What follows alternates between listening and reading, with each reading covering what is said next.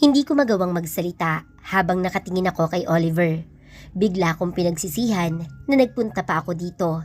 Ngayon ikaharap ko ang taong iniiwasan at kinatatakutan ko. Kung pagmamasdan si Oliver ay parang walang kakaiba sa kanya.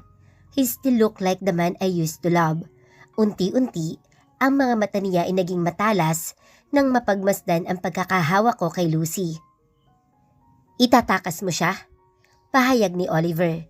Kalmado iyon pero lubos na mapanganib sa aking pandinig. Napakurap ako bago nagsalita. Oliver, makinig ka. Tama nga ako. Itatakas mo siya. Then what? Ipapakulong mo ako, ganun ba? Oliver, hindi. Hindi ko na natapos ang sasabihin nang hilahin niya ako dahil doon ay nawalan kami ng balanse ni Lucy. Napaupo si Lucy sa sahig at ako naman ay mahigpit niyang hinawakan sa braso. Nanlaki ang mga mata ko nang mapagmasdan ko ang nagbabagang tingin niya sa akin. Huwag kang makikialam sa amin, Angela. Bakit mo tinutulungan niyang babaeng yan? Kung anong lakas ng boses ni Oliver, ay siyang lakas din ng tibok ng puso ko. Nanginig na ako sa takot sa nakikitang galit niya. Tama ba si Lucy sa sinasabi niyang, kaya ko si Oliver pakiusapan? Oliver, please, pakiusap ni Lucy sa asawa. Tumahimik ka, puro ka nalang pakiusap. Singhal ni Oliver sa kanya. Anong nangyayari sa'yo, Oliver? Hindi ka naman dating ganyan ah. Lakas na loob na sabi ko sa kanya. Binalingan niya ako at nakakalokong tiningnan. At sino may kasalanan kung bakit ako nagkakaganito? Ilang beses ba ako nakiusap sa'yo? Ang gusto ko lang naman ay magkabalikan tayo at madispatch ako na ang malanding babae na yan. Asawa mo siya, Oliver. Nabiglang putol ko sa kanya na agad kong pinagsisihan nang tingnan niya ako ng masama. Lalong dumiin ang pagkakahawak niya sa braso ko. May pakialam ka na ngayon kung asawa ko siya? Anong pinagkaiba noon ngayon, Angela? Kahit noon man ay may asawa ako, pero okay lang sa'yo. Nasasaktan na ako sa pagkakahawak ni Oliver sa akin, pero tiniis ko iyon. May asawa na rin ako, Oliver. Kaya kong tanggapin, Angela. Sumama ka ulit sa akin. Bahagya pa niya akong niyugyog. Napatingin ako kay Lucy, nabakas ang sakit sa mga mata. Paanong nasasabi ni Oliver iyon sa harapan ng asawa niya? Sinundan ni Oliver ng tingin si Lucy. Kung ang babaeng yan ang iniisip mo, huwag kang mag-alala dahil ayos lang sa kanya. Tutal, isa pa rin manloloko yan. Ibabalik ko na lang siya sa lalaki niya. Hindi nagsalita si Lucy. Hindi ko alam kung dahil sa pinili na lang niyang huwag sumagot o dahil nahihirapan siya sa mga bugbog na tinamo niya. Nagulat pa ako nang buhat sa braso ko ay hinawakan ni Oliver ang kamay ko. Sa isang iglap ay nagbago ang reaksyon niya. Nakikiusap ang mga mata niya sa akin. Please, Angela, ayusin natin to. Bumalik lang tayo sa dati. Mamuhay tayo ng tahimik. Malayo sa pamilya ko. Hindi na natin kailangan makigulo sa kanila. Para siyang ang dating Oliver habang binibigkas ang mga salitang iyon. Naalala ko nung iniwanan niya ako. Sa bawat gabing umiiyak ako ay inaasam kong bumalik siya sa akin at makiusap ng ganito na pagsisisihan niyang iniwanan niya ako. Kung noon siguro, malamang ay tatanggapin ko siya ulit. Pero ngayon, ang gusto ko lang ay tanggapin niyang hindi na kami babalik sa dati. Namulat na ako sa mga mali ko at kahit katiting ay wala na akong nararamdaman sa kanya. I can't. Mahinang usal ko. Umaasa ako na maiintindihan niya pero nagkamali ako. Nakita ko ang unti-unting paglatay ng galit sa kanyang mga mata. Napapitlag ako nang bigla siyang sumigaw. Angela, isang pagkakamali lang yon. Iniwan lang kita saglit. Sumama ka na agad sa iba? Worse sa pinsan ko pa? Parang anumang oras ay sasaktan niya ako. Nakita ko din si Lucy na halos hindi na gumagalaw sa kanyang pwesto. Lalong nagwala ang puso ko sa takot. Oliver, saka na lang natin pag-usapan yan please. Lucy needs medical attention. Baka kumapaano pa siya at lalo kang mapahamak. Pag-iiba ko ng usapan. I don't care. Let her die. Sagot niya na ikinagulat ko. Napamaang ako sa kanya. Hindi siya si Oliver na minahal ko. Hindi iyon sasabihin ni Oliver sa nakilala ko. What happened to him? Habang pinagmamasdan ko siya, ay di ko pa rin maiwasang masaktan para sa kanya. Oliver, bakit ka ba nagkakaganyan? Nakikiusap ako sa'yo, huwag mong sirain ang sarili mo. You know what? Matagal nang sira, Angela. I'm sick of trying to hide how I'm really feeling. Wala na akong pakialam ngayon sa iisipin ng pamilya ko o ng ibang tao. I'll do what I want to do, kahit pa ikasira ko. Naiintindihan mo ba? Ngayon, sasama ka sa akin sa ayaw at sa gusto mo. Nanginig ako sa huli niyang sinabi. Tiningnan ko ang gate pero wala man lang tao doon para mahingan ko ng tulong. Oliver, parang awa mo na. Si Lucy, kailangan niyang madala sa hospital. Nakakaloko siyang ngumisi, bagay na hindi ko nakikita sa kanya noon. I let Lucy go, basta sasama ka sa akin, Anya. Pero hindi niya kaya mag-isa. Anong ginagawa ni Krista sa labas? You think I am a fool not to notice her? Mamili ka, Angela. Sasama ka sa akin o sabay nating panooring mamatay ang babaeng yan? Nararamdaman ko ang pangingimi ng buo kong mukha at maging ang mga labi ko ay nanginginig sa takot. Ayaw kong sumama kay Oliver. Dumako ang mga mata ko kay Lucy na hindi pa rin gumagalaw. Sa tingin ko ay nawala na siya ng malay. Nangilid ang luha ko sa takot sa sitwasyon. Oliver, maawa ka naman. Mamili ka, Angela. Galit na putol niya sa akin. Napapitlag ako sa takot at nagsimula ng humikbi. Nakatingin lang ako sa kanya dahil hindi ko alam kung ano pa ang sasabihin para magbago ang isip niya. Ayaw mong sumagot? Tingnan mo ako mabuti. Aniya, nanlaki ang mga mata ko. Nanlapitan niya si Lucy at hiklatin ang buhok pagkatapos ay malakas sa sinampal. Napasigaw ako sa takot at awa kay Lucy nang marinig ko ang malakas sa pag-ungol nito dahil sa sakit. Napahugulhol na ako ng iyak. Mabilis kong dinaluhan si Lucy at nang hawiin ko ang buhok niyang tumakip na sa mukha niya ay nakita kong panay ang agos ng kanyang luha. Lucy, Lucy, anas ko. Naramdaman kong hinawakan niya ang braso ko. May gusto siyang sabihin sa akin pero sa tingin ko ay wala na siyang lakas. Bitawan mo siya, Angela. Seryosong utos ni Oliver. Ayaw kong patinag kundi lang sa nag-aapoy niyang mga mata. Seryoso ako. I am going to let her die in this spot. She does not deserve to live. Akmang hahawakan niya ulit si Lucy, kaya mabilis ko siyang pinigilan. No! Oo na, Oliver. Sasama ako sa'yo. Umiiyak na sagot ko. Kay sakit na ng dibdib ko sa kaba, ang isip ko ay na kay Rafael na noon ay walang kaalam-alam sa mga nangyayari. Mabuti naman, hiniklat niya ako sa braso at kinaladkad patungo sa sasakyan. Panay ang tingin ko sa paligid at kay Lucy. May kinuha siya sa backseat habang hawak pa rin ako sa braso. Naisip kong pumiglas at takbuhan siya. Ngunit nahagip ng paningin ko na kinuha niya ang isang baril na naroon sa kanyang sasakyan. Mas nanaig sa akin ng takot sa posibleng mangyari. Gulong-gulo ang isip ko. Si Lucy, ang sabi mo. Hindi ko na natapos ang sasabihin nang makita ko ang hawak niyang tali. Akin ang kamay mo, utos niya sa akin. Hindi ako tatakas. I don't trust you, Angela. Inis na sabi niya. Wala akong nagawa ng talian niya ang dalawa kong kamay.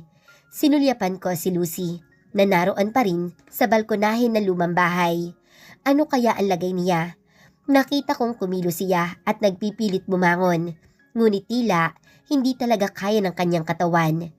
Napansin marahil ni Oliver ang tinititigan ko, kaya bigla siyang sumigaw. Krista! Krista, lumabas ka dyan! Wala kaming narinig na sumagot. Krista, don't you want to help your ate Lucy? Hindi ba gusto mo siyang tulungan, kaya itinago mo siya? Sayang naman ang effort mo kung ngayon siya mamamatay. Malapit na siyang maubusan ng dugo. Nakakaloko pang sigaw ni Oliver. Nakadama ako ng takot sa posibleng gawin ni Oliver, lalo pa at hawak rin niya ang baril sa isa niyang kamay. Buhat sa gate ay namataan ko si Krista na naglalakad papalapit sa amin. Bakas ang takot sa kanyang kilos. Lalong tinambol ang dibdib ko sa takot para sa kanila ni Lucy. Nang makalapit si Krista ay noon ko na siguradong umiiyak siya. "Kuya Oliver," mahinang usal niya. "Give me your phone," utos sa kanya ni Oliver. Maang na tiningnan lang siya ni Krista. Nang hindi ito sumunod ay itinutok ni Oliver sa kanya ang baril na hawak. Nanlaki ang mga mata ko at sumigaw, "No, Oliver!" Halos panawan ako ng hininga nang itinutok ni Oliver ang baril kay Krista. Mabuti na lang at hindi iyon ni Oliver ipinutok. Nangilabot ako nang nakakaloko pang tumawa si Oliver sa harapan namin. "Akala mo ay hindi ko malalaman na ikaw ang nagtakas kay Lucy? Huwag kang nakikialam sa akin, Krista." "Kuya Oliver, please." Mahinang pakiusap ni Krista sa pinsan. "Akin ang cellphone mo. Malamang na itawag mo na yan kay Lolo. Pero pasensya ka na ha, dahil hindi niya ako maaabutan dito. Hindi ako tanga para hindi malamang ipinahanap nila ako." "Kuya, ikaw lang ang iniisip nila. Nag-aalala sila sa'yo at huwag na tayo maglokohan dito. Alam mong kailanman, hindi sila naging concern sa akin. At kung ayaw mong madamay, umalis ka na. Isama mo na ang basurang babae na yan." Nanlaki ang mga mata ni Krista pagkakita kay Lucy. Napansin ko ding nanginginig ang mga kamay niya nang ibigay niya kay Oliver ang cellphone.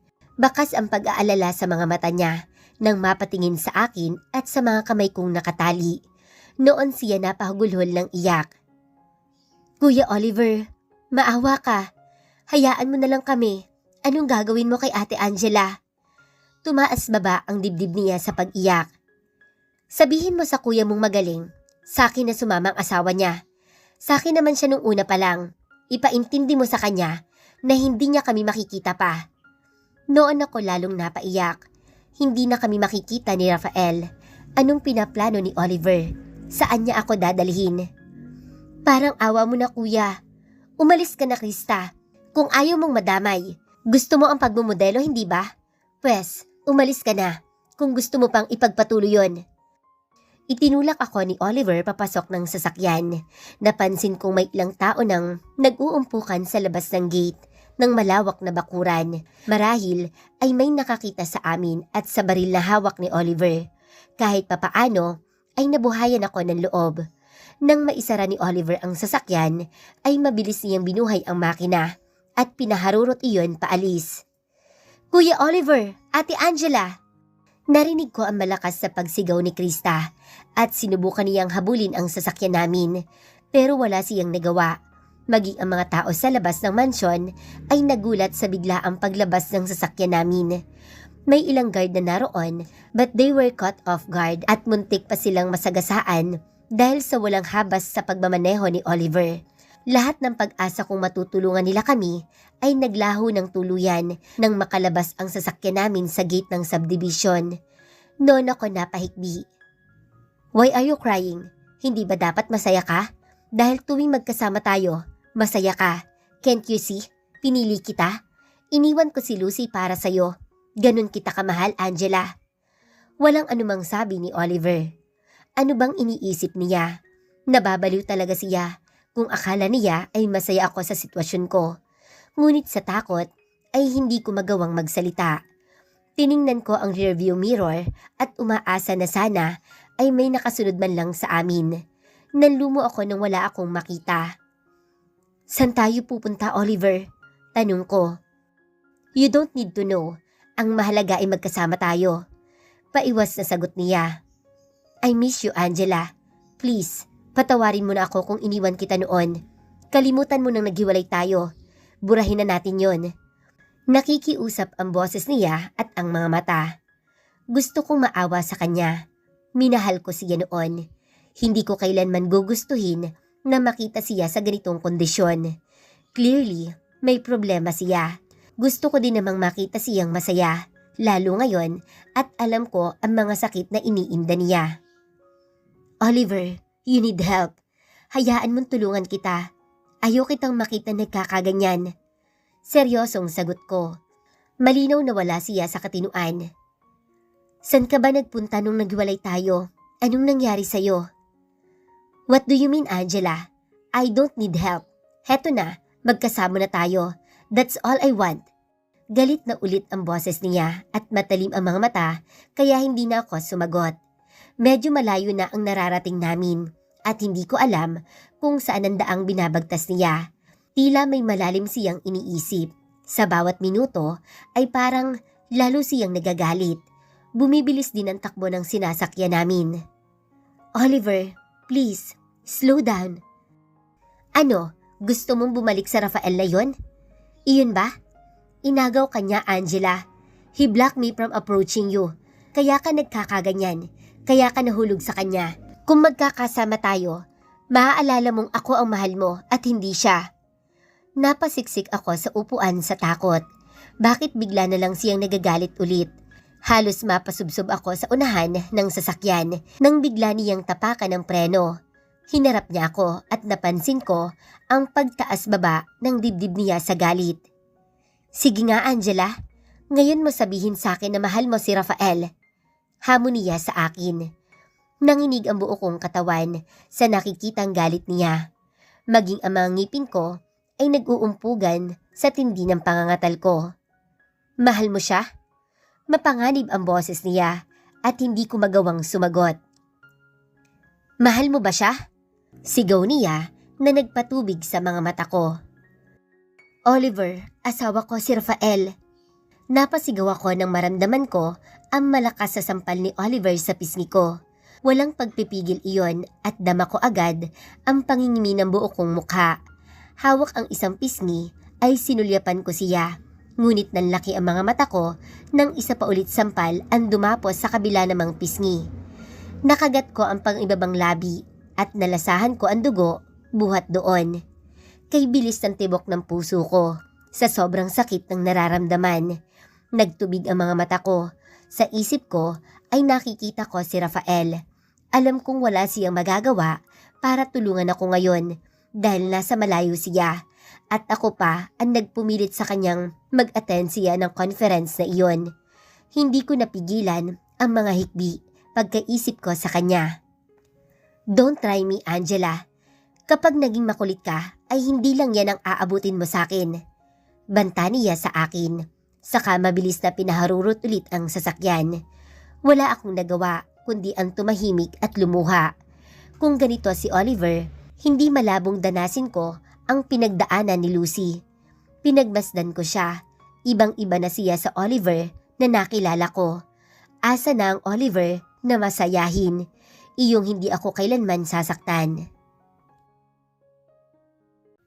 Yamot na pinagmasdan ko ang speaker sa naturang conference. His topic bores me to death.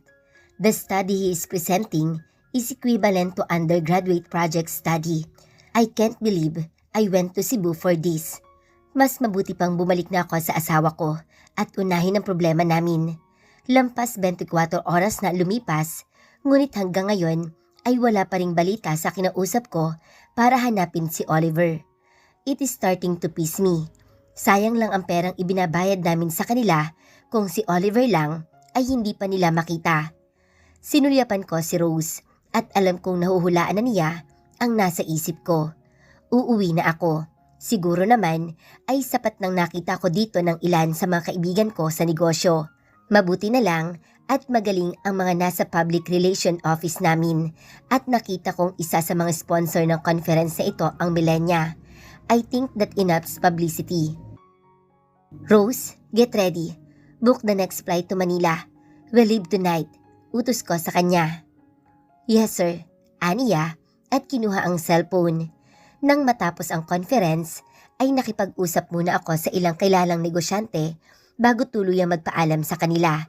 Handa na ang mga gamit ko at naglalakad na ako palabas ng hotel kung saan ginanap ang event nang makita kong may tawag si Krista. Wala naman siyang iniwan na mensahe sa akin. Naisip kong unahing tawagan si Angela para kumustahin kung nakauwi na ito. Pero bago ko pa man mapindot ang call button ay tumunog ang cellphone ko. Napakunot ang noo ko nang makitang si Dad ang tumatawag. Baka may balita na sila kay Oliver. "Hello, Dad?" Bungad ko. "Rafael, kailangan mong umuwi." Bungad agad niya sa akin. "Yes, Dad. I'm actually on my way to the airport. Bukas pa dapat pero hindi ko natatapusin ang conference." "San, may problema tayo." Anya, matapos ang ilang segundo. "Anong problema, Dad?" Agad akong kinabahan. Naririnig ko ang pagkabahala ng boses ni Dad. Bagay na nakapagtataka dahil madalas ay kalmado lang siya. "Isinugod si Lucy sa hospital. Nandito kami ngayon." Paalam niya. "What? Kumusta siya? Natagpuan na si Oliver?" Matagal na natahimik si Dad sa kabilang linya. Unti-unti namang nauubos ang pasensya ko habang naghihintay ng sagot niya. "May nangyari, anak. Itinago pala ni Krista si Lucy sa dati nating bahay. They keep it secret from us. Pero nalaman ni Oliver at dinala niya si Angela." "Wait, Dad. Anong sinasabi mo? Paanong nadamay si Angela? Nasa opisina siya kanina. Kausap ko lang siya." Nalilito ako sa mga sinasabi niya. I don't know what exactly happened either. Basta isinugod ni Krista si Lucy sa hospital. At ngayon, kasama ni Oliver si Angela. "What the fuck, Dad? Asa na mga inutusan nating hanapan sa Oliver? Anong ginagawa nila? At paanong nadamay si Angela?" Sigaw ko. Mataas ang boses ko at wala akong pakialam kung nakatawag na ako ng atensyon sa lugar. Parang sasabog ang ulo ko sa mga narinig. Niluwagan ko ang necktie na suot dahil bigla ay parang hindi ako makahinga. Maging si Larry at Rose ay natigilan sa nakikitang galit ko. Gusto ko sanang ibato ang cellphone na hawak. Hindi ko alam kung anong mararamdaman. Nakakalito dahil kanina lang ay kausap ko pa si Angela. Anong nangyari? Mariin akong napabunot sa buhok. Pagkatapos ay mabilis na ginawa kong hakbang habang nakasunod sa akin si Larry. Pagpasok ko pa lang ng sasakyan ay makailang beses kong sinubukan tawagan si Angela. Ngunit hindi iyon makontak. Sa bawat minuto ay lalong tumitindi ang pag-aalala ko. Mas lalong nakakapagsisi na tumuloy pa ako sa conference na ito. Pero paanong kasama ni Angela si Lucy? Sinuhay ba niya ang utos ko? Hanggang sa makarating ako ng hospital kung saan isinugod si Lucy ay wala pa rin ako masyadong imik kung sino-sino na ang tinatawagan ko na pwedeng makatulong sa akin. Nadatnan ko si Krista at ilang pulis na naroroon. Kasama din niya sina Dad, Ma'am at Lolo Miguel. Pagkakita sa akin ni Krista ay nabalot agad siya ng guilt. "Kuya, I'm sorry. I'm so sorry." Umiiyak na salubong niya sa akin. Namamaga ang mga mata niya sa kaiiyak at hindi ko alam kung anong mararamdaman ko sa kapatid. "Someone, tell me exactly what happened." Galit na baling ko sa kanila. "San, huminahon ka." "Dad, this is not the time to be calm. Sabihin mo, Krista, anong nangyari?" Maging si Mami na naroon ay hindi nakasagot. "Kuya, hindi ko sinasadyang ipahamak si ate. Nakiusap lang si Lucy." "Bakit ka nakialam? Tingnan mo ang nangyari." Sigaw ko sa kanya at maging si Krista ay napapitlag sa takot. Lalo siyang umiyak at agad naman siyang niyakap ni Mami. "Anak, wag mong sigawan ng kapatid mo." Sangat ni Mami. "Anak, maniwala ka. Sinubukan namin puntahan doon as fast as we can, pero hindi na namin inabutan si Oliver doon. Nagpadala na kami ng mga taong humahanap sa kanila ngayon. Nireview na ang CCTV footage ng mga posibleng dinaanan ng sasakyan nila." Napahilot ako sa noo. Anong sabi ng mga inutusan natin? "Iho, ginagawa nila ang lahat." Sabat ni Lolo Miguel. "It isn't enough, Lo. Kung talagang magaling sila, sana kahapon lang ay nakita na nila si Oliver." Napatingin sa amin ang mga nurse sa lugar, pero hindi ko pa rin magawang kumalma. Lahat sila ay natahimik. Tumaas baba ang dibdib ko sa galit. Tiyempo namang naramdaman ko ang pagdating ng mga yabag at nang lingunin ko ay si Tita Maricel na papalapit na sa pwesto ko. "Rafael." Ngunit bago pa man siya matapos magsalita ay pinutol ko na siya. "You, sa mga nangyayaring ito, ikaw ang unang dapat sisihin. kung kinausap mo ang anak mo. Rafael, calm down. Saway sa akin ni Ma'am na nagulat sa ginawa ko. Maging siya ay tiningnan ko ng masama. Why Ma'am? Kalmado ka ba noong naisipan mong sugudin sa pamamahay ko si Angela? Sinubukan mo bang makinig sa paliwanag niya? Pagkatapos ngayon, ay gusto mong kumalma ako? Tanong ko sa kanya. Hindi siya nakaimik. Maging si Tita Maricel ay hindi makakilos. Nanatili lang siyang nakatitig sa akin, pero kita kong namumuo na ang kanyang mga luha. But right now, I don't give a fuck how she feels. Wala akong planong bawiin ang mga sinabi ko dahil totoo iyon. Siya ang nagtulak kay Oliver na lumayo. Her and her words. Rafael, believe me, hindi ko alam na aabot sa ganito. Umiiyak na sagot ni Tita Maricel. Yeah, sure tita, hindi mo alam. Palagi namang hindi mo alam. Kailan ka ba nagkaroon ng alam pagdating sa anak mo? Rafael, that's enough. Huwag mong ibaling sa kanya ang galit mo. Noon nagsalita si Lolo. Itinikom ko ang bibig. Looking at Lolo, alam kong nababahala na rin siya. Halatang stress na siya sa mga nangyayari. However hard I try, I am unable to recover my composure. I'm at a loss on what to do. Umalis lang ako kaninang madaling araw. Pagkatapos ay nawala na si Angela. San ko siya sisimulang hanapin? Hindi pwedeng dito lang ako at maghintay sa balita. Kailangan may gawin ako. Tiningnan ko muli si Dad, saka walang imik na umalis sa lugar na iyon. Hindi ko na pinansin ang pagtawag sa akin ni Mami. I'm fed up with arguing with them. Sa chapel sa ground floor ng hospital ako dinala ng aking mga paa. Ito lang alam kong pwede kong puntahan dito ngayon para makapag-isip ng maayos. I'm hoping this place will be enough to calm me. Pinagmasdan ko ang mga tao na naroroon at tahimik na nagdadasal. Nakakasiguro akong bawat isa sa amin dito ay may mga mabibigat na pinagdadaanan. Maaaring ang ilan sa kanila ay may mga mahal sa buhay na nandito din sa hospital na kung hindi man ay may sakit ay nag-aagaw buhay. Naisip ko ang aking asawa. Ang isiping nasa mga kamay siya ng tarantado kong pinsan ay sapat para mawala ako sa katinuan. For the first time in my life, I have no idea what to do. I'm completely defeated. Marahas akong napahinga at wala sa loob na naisabunot ang mga kamay sa aking buhok. Kailangan kong mag-isip. Saan ba maaaring pumunta si Oliver? Ano ba ang mga properties na meron siya? Kung meron man, sinong nakakaalam niyon? Hindi si Lucy dahil matagal na silang hindi magkasama. Hindi rin si Tita Maricel. Perhaps Tito Manuel can help.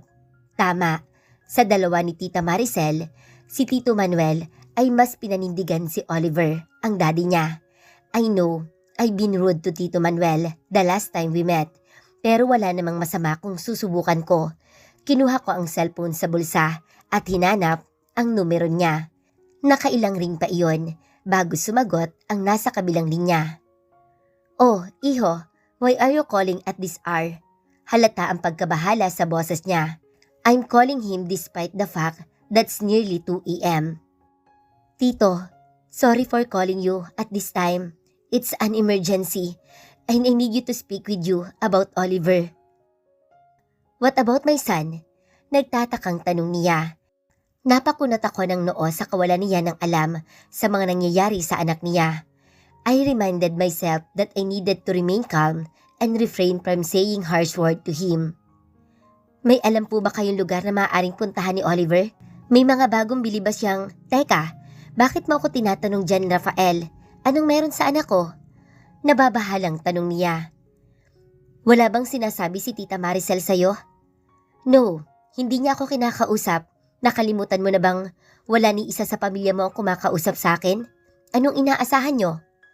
May halo na hinanakit ang boses niya. Ano bang nangyayari kay Oliver? Hindi mo ako tatawagan ng ganitong oras kung wala. Tito Manuel, apparently, your son is not in his right mind at kinuha niya ang asawa ko. Ha? What do you mean by that? Bakit naman gagawin ni Oliver yon sa asawa mo? Medyo mataas ang boses na tanong niya. Napilitan akong ikwento sa kanya ang lahat kahit pa ayaw ko sanang balikan ang mga nangyari noon. Matagal siyang natahimik sa kabilang linya bago sumagot. All of this happening and Marisol hasn't even told me about it? Pagkatapos ay sisisihan niya ulit ako at sasabihing wala akong pakaalam sa anak niya? Ramdam ko ang sama ng loob niya kay tita at gustuhin ko man pero wala akong panahon para isipin ang mga problema nila. As much as I hate to say it, I know nothing about Oliver's property and activities in recent months. Sa huli ay sagot niya. Lalo akong nalumo sa narinig. That's fine, Tito. Sige, Tito Manuel. Salamat. Rafael, putol niya sa akin. Susubukan kong alamin kung nasaan si Oliver. Tutulong ako. Maaaring galit kayo sa akin. Pero anak ko pa rin si Oliver. Hindi ako papayag na ipahamak niya ang sarili niya. Nakikiusap ako sa'yo. Kung mahanap mo siya, huwag mo siyang sasaktan. Alam kong kasalanan ang ginawa niya. Pero pakiusap. Naikuyom ko ang kamao. Ang totoo ay hindi ko maipapangako iyon. I'm so furious at Oliver's right now that I want to beat him the moment I see him. Kahit pa sabihing wala siya sa sarili, huwag ko lang talagang malalaman na may ginawa siya kay Angela. Tito, tulungan mo ako mahanap siya agad kung gusto mong maisalba si Oliver. Sa huli ay sagot ko. I help you. Of course, I help you, iho. Where are you? I need to talk to Maricel. Tatawag din ako sa'yo kapag may balita ako sa'yo. Nang matapos ang pag-uusap namin, ay lalo ako nalumo. I can just sit here and wait. Lagpas 7 oras na nang kunin ni Oliver si Angela. Napapagod na naupo ako at sumandal sa mahabang upuan sa loob ng chapel. Kapag ilang oras pa ang lumipas, na wala man lang akong lead kung nasaan si Oliver, ay mababaliw na ako. Naisip ko ang parents ni Angela. How I am supposed to tell them what happened. I promised them that I'll take care of their daughter. Oliver. That Oliver. Hindi ko kailanman naisip na magkakaproblema kami ng ganito. Naramdaman kong may tumabi sa akin at nang magmulat ako ng mga mata ay nakita ko si Dad. Son, I have news for you. Namataan sa CCTV ang sasakyan ni Oliver. He's heading north. Inireport na rin ang mga kalapit na bayan sa lugar na posibleng daanan ni Oliver. That was a positive development. Okay, Dad. Sasama ako sa team na pupunta doon. Bakas na rin ang pagod sa mga mata ni Dad. I realized I was being harsh to him. Hindi na ako umimik at akman tatayo na ako nang magsalita siya. We are very sorry for what happened, Rafael. No one in the family wanted this to happen. Not even your Tita Maricel, Ania. I know, Dad, and I am sorry for blaming all of you. Tipid na sagot ko. Anak, talk to your mom. She's very guilty dahil sa sinabi mo sa kanya kanina. Nag-aalala siya sa'yo at maging kay Angela na rin. Ang totoo, nung isang araw ay gusto niya kayong kausapin. She wanted to say sorry to Angela. I am telling you this, hindi dahil sa nawawala si Angela ngayon. Ang mami mo mismo ang nagsabi sa akin. She wanted to give Angela a second chance at hihingi siya ng dispensa sa nagawa niya noon. Napakurap ako at nag-isip. But that would all be pointless if I can find Angela. I wanted to talk things out once I rescue my wife from Oliver. Hindi ngayon ang oras para pag-usapan namin yan, Dad. Ang iniisip ko lang ngayon ay mahanap ang asawa ko. I hope you understand. Tinitigan niya ako. Saka tumango-tango. All right, son. Now, help me find out where Oliver might be heading. I have here the list of all the properties under Oliver's name. This list isn't complete, but there are a few in here that are in north. Galing ito sa mga inutusan ni Dad para hanapin si Oliver. Apparently, he purchased another property just weeks ago. Seems like he is preparing for a long-term stay here in Manila. May mga ipinakita sa aking dokumento si Dad. Iniskan ko isa-isa iyon kahit pa hindi ko sigurado kung makakatulong ba iyon sa paghahanap namin kay Oliver. Bigla ay isang pamilyar na address ang nakita ko. I seem to remember reading that address somewhere before. Matama akong nag-isip. Saan ko ba nakita iyon? Maging si Dad ay napatigil sa pagbabasa at nagtatanong ang mga mata sa akin nang mapansing malalim akong nag-iisip. This address looks familiar to me. Paliwanag ko sa kanya. Kinuha ko ang cellphone at tiningnan sa map iyon.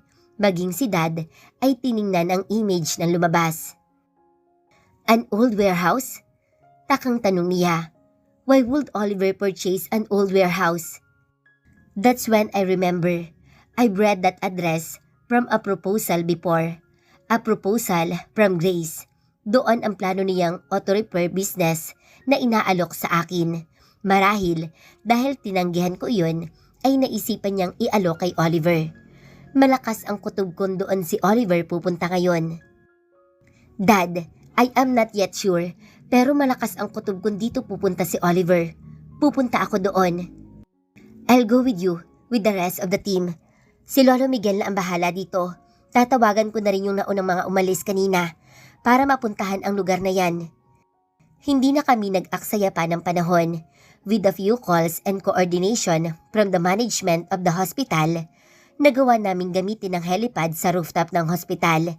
Ilang minuto lang ay naroon na kami sa rooftop at hinihintay ang chopper na siya naming sasakyan. Kasama namin ang mga tauhang hard pa rin ni Lolo Miguel. Karamihan sa kanila ay nag-training sa mga ganitong operasyon. Hindi ko maipaliwanag ang nararamdaman. Gusto ko nang marating ang lugar. Rafael, tawag sa akin ni Mami habang hinihintay ko ang pagbaba ng chopper. Nilingon ko siya at nakita kong nakamasid siya sa amin ni Dad. Baka sa mukha niya ang matinding takot at pag-alala. Anak, humakbang ako patungo sa pwesto niya. Hindi pa man ako lubusang nakakalapit sa kanya, ay tinawid na niya ang distansya sa pagitan namin. Mahigpit niya akong niyakap. Anak, mag-iingat ka doon. Of course, ma'am. Namataan ko din si Tita Maricel sa likod niya. Rafael, please take her and please bring back Oliver safely. Bahagya ko lang siyang tinanguan. Alam ko naman ang gustong iparating ni Tita Maricel. Naglakad ako pasakay ng chopper. Wala pa akong pahinga simula kahapon, pero hindi ko alintana iyon. Hindi ako titigil hanggat hindi ko na ibabalik ang asawa ko. Naalimpungatan ako sa mga kilos sa aking paligid. Sinubukan kong gumalaw, pero napadaing ako sa kakaibang sakit na nararamdaman ko sa mumunting galaw na iyon. I was beaten. Sinaktan ako ni Oliver. Hindi na siya si Oliver na nakilala ko. He has a monster inside him. Sinaktan niya ako kanina hanggang sa nawalan ako ng malay. Dito na ba ako mamamatay? Kinagat ko ang ibabang labi para pigilan ang mga hikbi. Ramdam ko na rin ang pananakit maging ng lalamunan ko. Sa ginawa ko ay nalasahan ko ang sarili kong dugo. Hindi ako makapaniwalang kinuha ko ni Oliver para pasakitan ng ganito. Wala pang isang araw na magkasama kami, pero ibinaling niya sa akin lahat ng galit. Nagagalit siya kahit paanong sabihin ko. Lalo lang nadagdagan ng kaba ko nang makita ang ilang gamit niya sa sasakyan. May nakita akong lighter, foil at iba pang drug paraphernalia. Hindi ako mangmang para hindi mahulaan kung para saan iyon. Kailangan kong makatakas sa kanya. Hindi ko alam kung paano, pero kailangan kong tumakas kung gusto ko pang mabuhay. Ano na kayang ginagawa ni Rafael? Sigurado akong hinahanap niya na ako ngayon. Sana lang ay mahanap niya ang lokasyon namin at sana din ay abutan niya pa akong buhay. Wala akong ideya kung nasa na kami. Basta ilang oras din kaming bumiyahe at ilang beses na nagpalit ng sasakyan. May mga kaibigan si Oliver. Maging ngayon nga ay kasama niya ang ilang barkada na humihitit ng droga. At alam nilang nandito ako at nakakulong pero wala silang ginagawa. Wala na ang tali sa aking mga kamay. Pero nandito ako sa isang silid, walang bintana, para makita ang labas. Hindi ko din alam kung anong klaseng lugar ito. Ang silid ay gawa sa semento at solidong bakal ang mga pundasyon. Ang pinto ay bakal tulad ng mga nakikita ko sa mga imbakan ng gamit. Nilapitan ko ang pinto at noon ako nakasigurong nakalak iyon mula sa labas. Tumutunog ang malaking padlock sa tuwing susubukan kong itulak ang pintuan. Kay lamig dito at lalong nakakadagdag doon ay ang kaalaman na mag-isa ko dito at wala man lang ibang gamit bukod sa isang plastic na upuan. Pinagmamasdan ko ang paligid at nag-iisip kung paano ako makakaalis dito nang biglang bumukas ang pintuan. Napapitlag ako sa kaba. Nalingunan ko si Oliver na nakamasid sa akin. Sa mga kamay niya ay isang malaking lock at nakasuot pa doon ang ginamit na susi. His eyes are so red. Bukod pa sa galit siyang nakatingin sa akin, hindi ko magawang magsalita sa takot. Galit na naman siya. Bawat salita ko ay nakapagpapagalit sa kanya ngayon at kapag nagkamali na naman ako ng sagot sa kanya ay siguradong sasaktan na naman niya ako. Siguro naman ay magtatanda ka na. You will stop begging me to let you go. This is going to be your life from now on, Angela. Oliver, parang awa mo na. Gusto ko sana sa kanyang sabihin na ang sama ng pakiramdam ko. Nanlalamig na ako at nagsisimula ng manginig ang aking katawan, pero iba ang nasa isip niya. Hindi ka ba talaga nagtatanda? Ilang suntok pa ba ang kailangan para tumimo sa'yo na hindi ka nababalik kay Rafael? Galit na sigaw niya.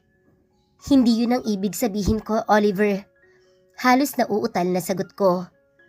Oliver, ito ba ang gusto mong danasin ko? Naiiyak na tanong ko. Bigla siyang natahimik at nag-isip.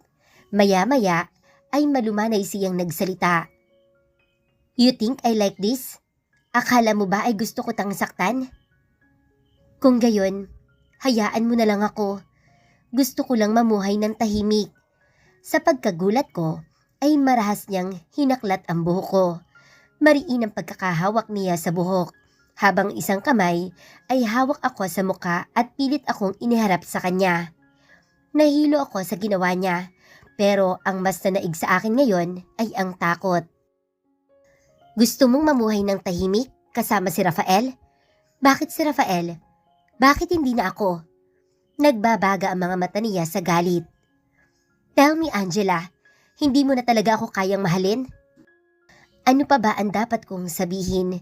Sinubukan ko na ring sabihin ang gusto niyang marinig, pero hindi din siya maniwala. Hindi siya tumatanggap ng paliwanag ko ngayon. Oliver, you already had your chance. Binuhos ko sa'yo lahat ng pagmamahal ko. Nalimutan mo na ba?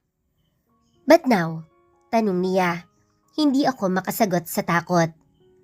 But now, Angela? Ulit niya. Sa pagkakataong iyon, ay bakas ang matinding galit. Tiningnan ko lang siya sa mga mata.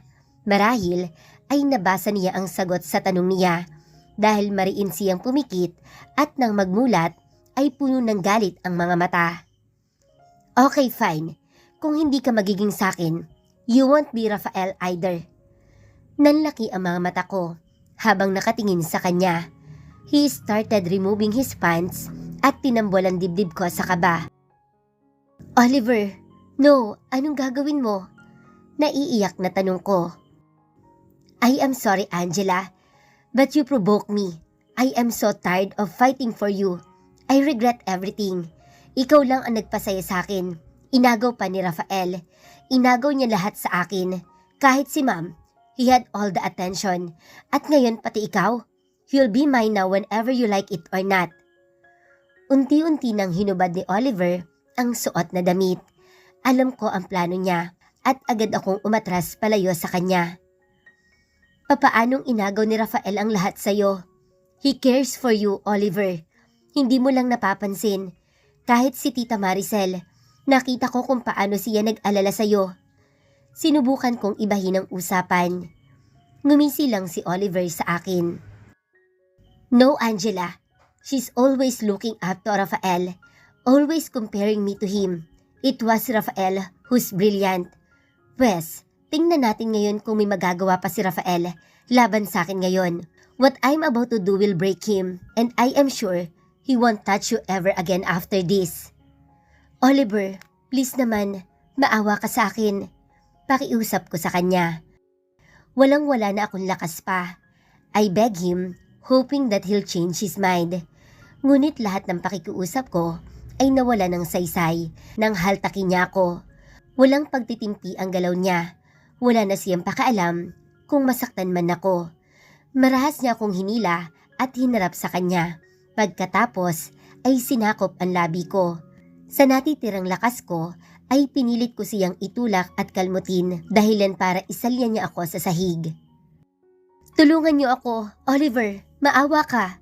Sigaw ko agad. Mabilis akong bumangon at nang lapitan ako ni Oliver ay napasiksik ako sa isang kanto ng silid na iyon. "Go on, cry all you want. Ikaw lang ang mapapagod dahil walang makakarinig sa iyo dito." His face is so serious. Sa isang iglap ay hawak niya ulit ako at buong persa niyong hinila ang damit ko dahilan para mapunit iyon. Napapikit ako sa takot. "Rafael, tulungan mo ako." Sigaw ng utak ko. Hindi na yata kayang iproseso ng utak ko lahat ng nangyayari sa akin ngayon. Nagsimula na ring umikot ang paningin ko. Pagod na ako. Hinayaan ko na lang siyang hagkan ako mula sa labi hanggang bumaba iyon sa leeg habang panay ang agos ng aking luha. No, I'd rather die than being raped.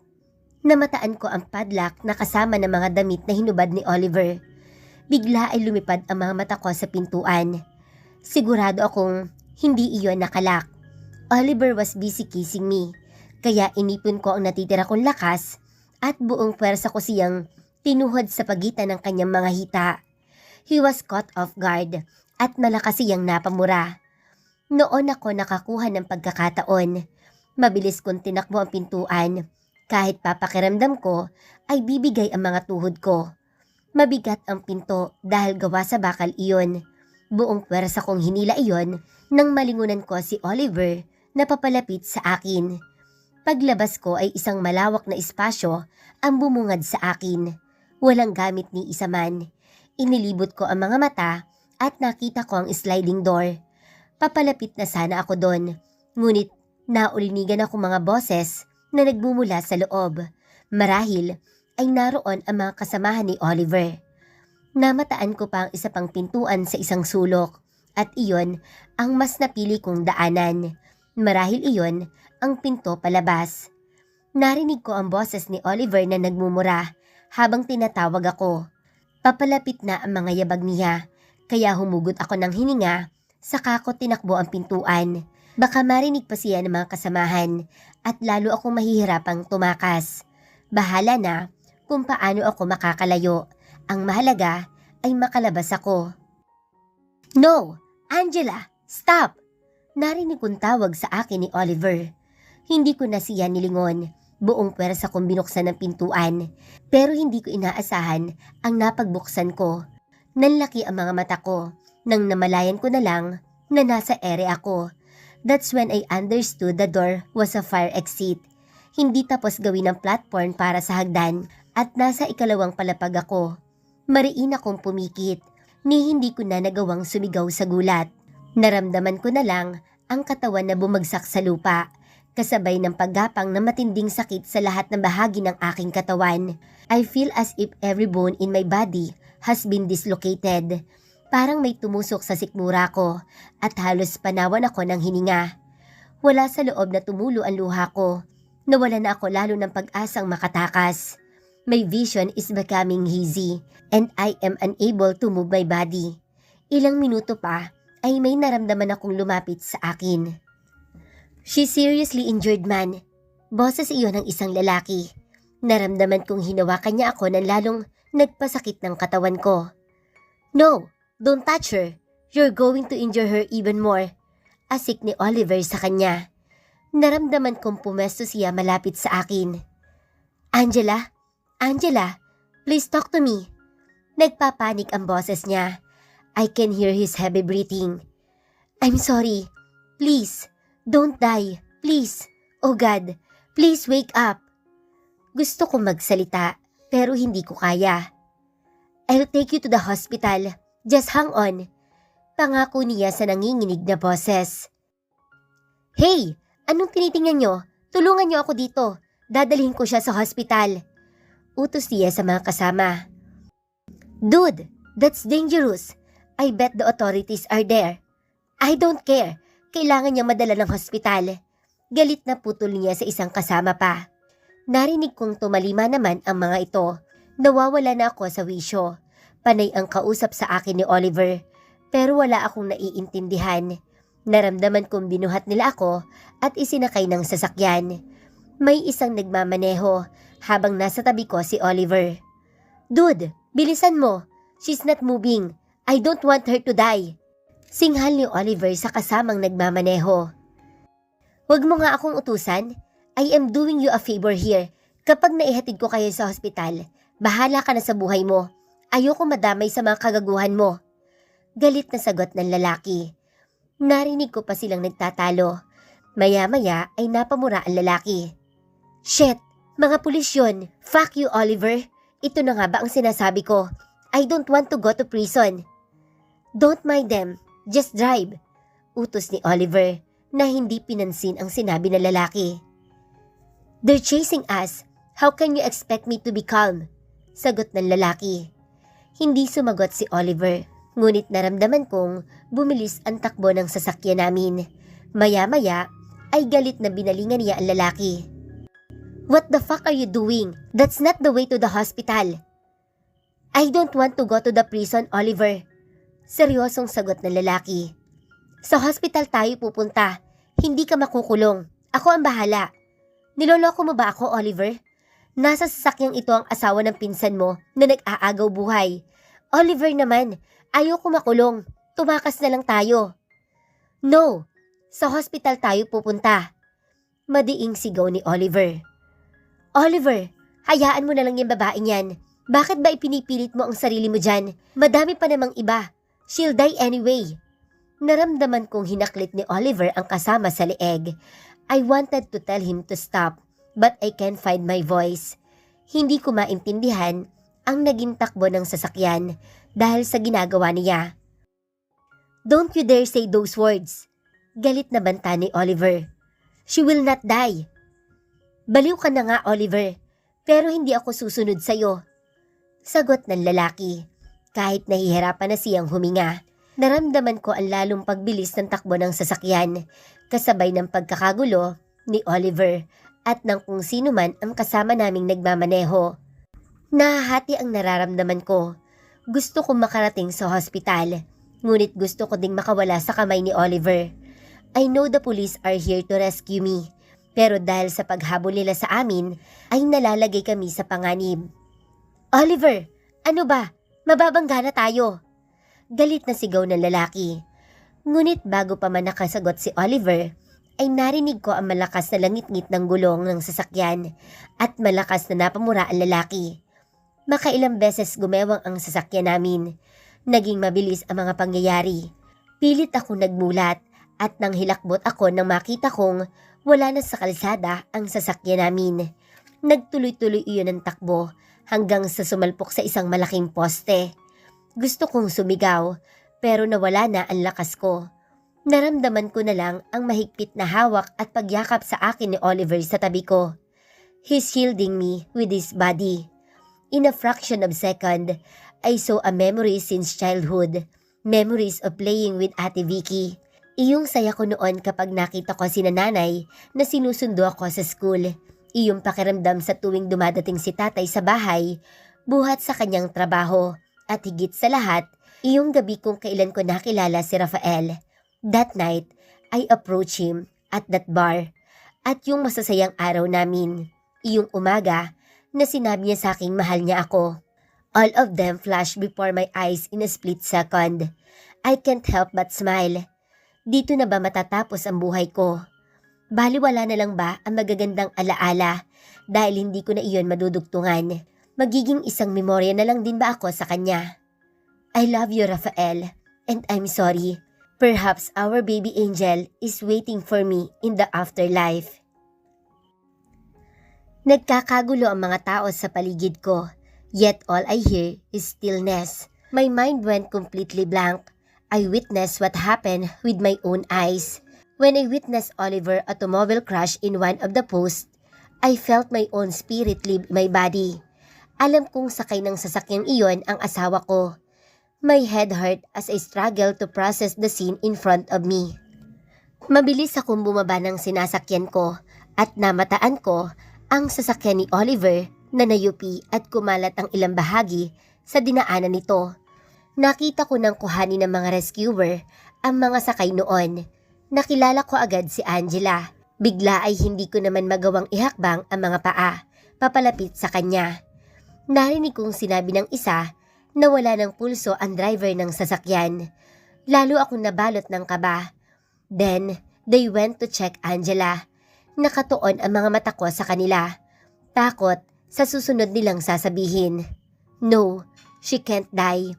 Hindi ako papayag. I was in denial. I felt a lump in my throat. Noon ko naramdaman ang mga kamay ni Dad sa balikat ko. Slowly, I made my way to Angela. Nakuyom ko ang mga kamay pagkakita sa kanya. Her eyes are closed and I see blood everywhere. Her shirt is ripped exposing her skin. Mariin kong pinikit ang mga mata para pigilan ng emosyon. Anong ginawa ni Oliver sa kanya? I wanted to kill him, but what would I do? Gayong ang taong dahilan ng lahat ng ito ay nandito at nag-aagaw buhay din. I am unable to breathe as I watch the rescuer trying their best to save my wife. What am I doing here? My wife needs me. Nilapitan ko siya na noon ay nakastrap na sa stretcher. Angela, it's me. Do you hear me? Hang on please. Pakiusap ko sa tabi niya. Pero wala akong natamong sagot buhat sa kanya. Nanatili siyang nakapikit. Her expression is so peaceful that it scared me. Hindi ko namalayan na umiiyak na pala ako. Sir, excuse me po, but we need to transport her to the nearest emergency facility. We are running out of time. Sabay sa akin ng isa. Save my wife, please. Do everything. Save her. Pakiusap ko sa kanila. Wala na akong pakaalam kung ano ang isipin ng mga naroroon na nakakarinig sa akin. Ginagawa po namin ang lahat, sir. Sagot nila. Mabilis ang kilos na pumesto sila sa tabi ng stretcher. Ready? Lift! One of them commanded. Sabay-sabay nilang inangat si Angela at dinala sa naghihintay na chopper. Hindi ako pwedeng sumama doon dahil maliit lang ang chopper. Akmang babalik ako sa pwesto nang mamataan ko ang isa pang stretcher na mabilis ding itinakbo patungo sa chopper. Ang nakahiga doon ay walang iba kundi si Oliver. Wala din siyang malay. Ayaw ko mang aminin sa sarili ko pero pareho sila ni Angela na malala ang kondisyon. How did this happen to us?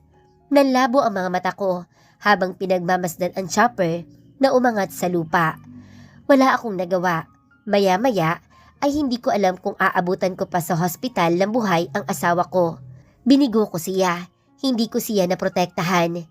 Nanghihinang napaupo ako. Hindi ko na pinigil ang mga luha. I regret everything. I regret leaving her. I shouldn't have go to the fucking convention. Baka kung hindi ako umalis, wala kami sa ganitong sitwasyon. Son, be strong for your wife. Narinig ko ang boses ni Dad. We need to get there as soon as possible. Kailangan kanya doon. Sa narinig ay muli kong kinalma ang sarili. Ang magpakatatag ang tanging ko na lang magagawa sa ngayon. Tumayo ako at naglakad patungo ng sasakyan na naghihintay. Unti-unti nang dumarami ang tao sa lugar, kaya minabuti ko nang umalis. Tatawagan ko na lang si Rose para kontakin ng media na siguradong mabilis na makakabalita sa nangyari. Mahigit 1 oras na ako sa hospital kung saan dinala si Angela at Oliver.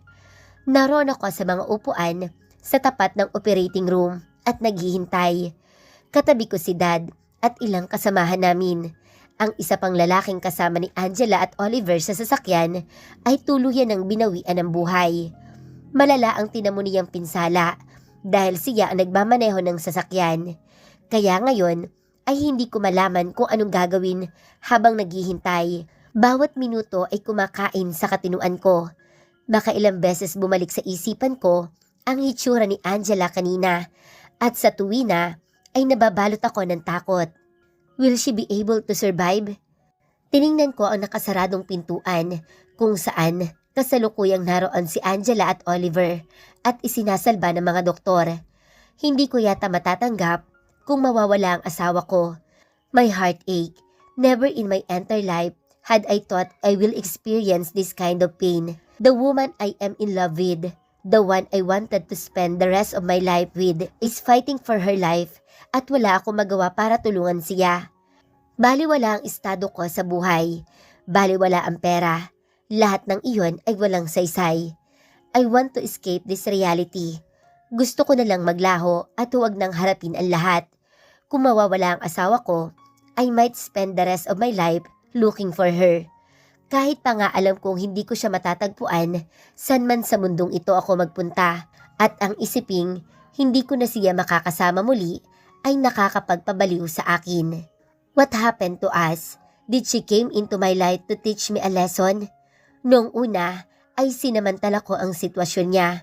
I offer her marriage for my own interest. Ang nasa isip ko ay samantalahin ang kahinaan niya. Never did I thought that losing her will be the biggest fear of my life. Oo, baka siya ang karma ko. Sinulyapan ko si Tita Maricel na naroon sa isang tabi at umiiyak din.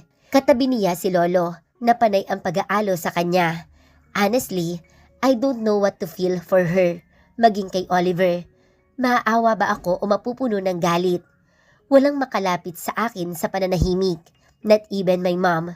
The incident, no matter how hard we have tried to keep a secret, is still got the attention of the media. And there are plenty of reporters outside in this hospital covering the story about Angela and Oliver's incident. There are lots of speculation, but I don't give a shit. All I think about is my wife who suffered a broken bone, affected organs, and brain injury. Will she be the same Angela if she ever survive? Probably not, but I don't care. Ayos lang sa akin, as long as she survive, as long as she open her eyes again. Tumayo ako at naramdaman ko ang mga mata ng mga kasamahan ko sa akin. Sumilip ako sa maliit na bintana ng operating room. Alam kong wala akong makikita doon, pero nagbaka sakali pa rin ako. Baka sakaling masulyapan ko ang asawa ko at maramdaman niyang nandito ako at naghihintay na gumaling siya. Napapagod na sumandal ako sa pinto, not minding the people who are watching me. I hate my mind now. Natatakot ako sa pumapasok sa isip ko. Apo, magpakatatag ka. Narinig ko ang boses ni Lolo. Hindi ako sumagot. If they only knew, I am trying my very best right now. Angela will survive this. Sigurado akong lumalaban siya. Dagdag pa ni Lola. Akmang magsasalita ako nang marinig ko ang mga sigaw ni Tita Maricel. Napalingon ako sa kanya at nakita kong galit siyang nakatingin sa lalaking dumating. Dinuro-duro niya ito. Noon ko nakilala kung sino iyon. It was Tito Manuel. Napakunot ako nang mapansin ng babaeng kasama ni Tito Manuel. Jonah, kaya naman pala ganoon na lang kagalit si Tita Maricel ngayon. Paanong nagagawa ni Tito iyon? Nagawa pa niyang isama ang babae niya sa gitna ng pinagdaraanan ng pamilya. I shifted my gaze to Jonah. Mukha namang hindi siya komportable na magpunta dito. Pero ginawa pa rin niya. Mahal nga kaya niya si Tito Manuel? Ang kapal na mukha mo? Ang kapal! Gigil na sigaw ni Tita Maricel sa asawa. Nilapitan niya ito at dinuro sa dibdib. Nagawa mo pang isama ang babae niyan? Saan ka kumukuha ng kapal na mukha mo? Nakikipaglandian ka habang nag-aagaw buhay ang anak natin? Umalis ka na lang. Taboy niya sa mga dumating. Maricel, hayaan mo akong makita ang anak natin. Bilang ama, may karapatan akong matagal ka nang walang karapatan kay Oliver. Simula nung iniwan mo kami. Kasalanan mo lahat to. Kasalanan mo kaya siya nagkakaganyan. Lalo akong napahilot sa noo. I do not want to listen to them. Palagi ka nalang ganyan. Wala ka nang ginawa kundi isisi sa akin ang lahat. Bakit?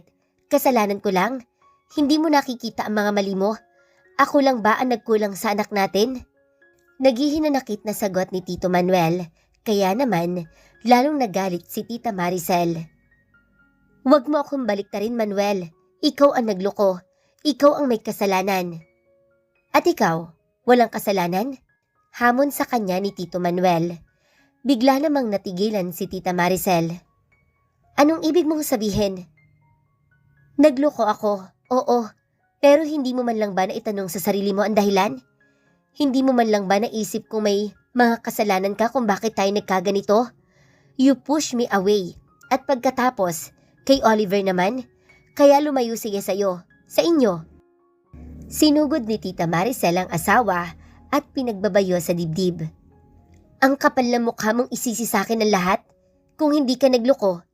Hinuli ni Tito Manuel ang kamay niya at malakas na nagsalita. Kung hindi masyadong mataas ang tingin mo sa sarili mo, kung hindi palagi mo sa akin ipinapaalala kung gaano masigit ka sa akin, hindi ako magkakaganito, Maricel. Alam kong mali na niloko kita, pero ilang beses na akong humingi ng tawad sa'yo. Walang may gustong makasama ang isang taong walang ginawa, kundi ipaalala sa'yo ang mga kulang sa'yo. Ganoon ka sa akin, Maricel. Sa amin ni Oliver, you only see our fault. Akmang sasampalin ni Tita Maricel ang asawa, pero mabilis nitong nasalag iyon. You two, enough.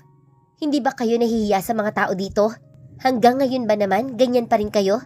Dito pa kayo nagbabangayan? Galit na awat ni Lolo. Tumayo siya at pinagmasdan si Tito Manuel. You have the nerve to show yourself here at kasama mo pa ang babae mo? Papa, hindi ko babae si Jonah. Siya na ang matagal kong kasama. Maaaring galit kayo sa akin pero wag niyong ipagkait sa akin na daluhan ng anak ko. Wala akong alam sa mga nangyayari kung hindi pa ako tinawagan ni Rafael. Nakikiusap ako sa inyo. Pagkatapos nito, ipapangako ko, hinding-hindi na ako magpapakita sa inyo. Pumiyok pa si Tito Manuel habang nagsasalita. Maricel, sinunod ko naman ang gusto mo noon. Lumayo ako sa'yo at hindi kita ginulumuli. Pakiusap kahit ngayon lang. Pagbigyan mo akong makasama ang anak natin. Napatingin kami kay Tita Maricel. So, she really did push Tito Manuel away.